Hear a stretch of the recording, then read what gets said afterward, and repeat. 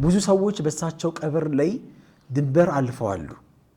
ከሞቱ በኋላ ተበሩክ በሚል በቀብራቸውም ላይ በአስክሬናቸውም ላይ እንደዚሁ ተበሩክ አድርገዋል ከአላህ ውጭ ሲሰገድለት ዝም ካለ አንድ አካል ሱጁድ ሩኩዕ ሲደረግለት ዝም ካለ ልጅ ስጡኝ ብሎ ሰዎች መተው ሲጠይቁት ዝም ካለ እሱ ራሱ ጣዖት ቀብር ውስጥ ያለ ይሰማል መልስ ይሰጣል ስለዚህ እነዚህ ሰዎች ስለ ሽርክ ሁሉ ጊዜ ይሟገታሉ ስለ ቀብር አምልኮት ይሟገታሉ በቴሌቪዥንም ወጥተው የአህባሾች ትልቁ ስራ ይሄ ነው ይሄ ነገር ቆመባቸው ማለት የገቢ ምንጫቸው ደረቀ ማለት እሱም በማሻሸት ልክ አሁን በቅርቡ እንዳየነው ማለት የሙፍቲ ላይ እንዳየነው ልክ እንደዛ ይሄ እንጨቱን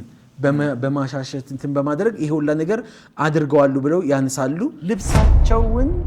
ያንቱ የአላህ መልእክተኛ ሆይ ስጡኝ ብሎ እንደዚህ ያነቃቸው እኮ ሰው እኮ አለ ስጡኝ ልብሳችሁን አለ ኢማሙ ነወዊ የነብዩን ቀብር በእጅ መነካካት እንደዚህም ደግሞ መሳሙ ይጠላል እዚህ እኮ ቅርብ እኮ አዲስ አበባ ላይ ቅርብ ቦታ እዚህ ጉለሌ መቃብር ላይ እኮ መስጊድ አለ እኮ ውስጡ ጠንቋዮች እኮ አሉ እኮ ውስጥ ስለዚህ አዋሙ ተራው ሰው ሊነቃ ይገባል ሊያቅ ይገባል ምንለው ይሄን ነው አንደኛ ይሄ ነው እላ ያላቸው አካቢሮቻቸው ዋናዎቻቸው የሚፈልጉት የገቢ ምንጫቸው እንዲደርቅባቸው አይፈልጉም የፈለገ ዑለማ ዓለም ላይ ያለ ዑለማ ከነብያችን ዘመን ጀምሮ እስከ የውመል ቂያማ ድረስ የሚመጡት ዑለሞች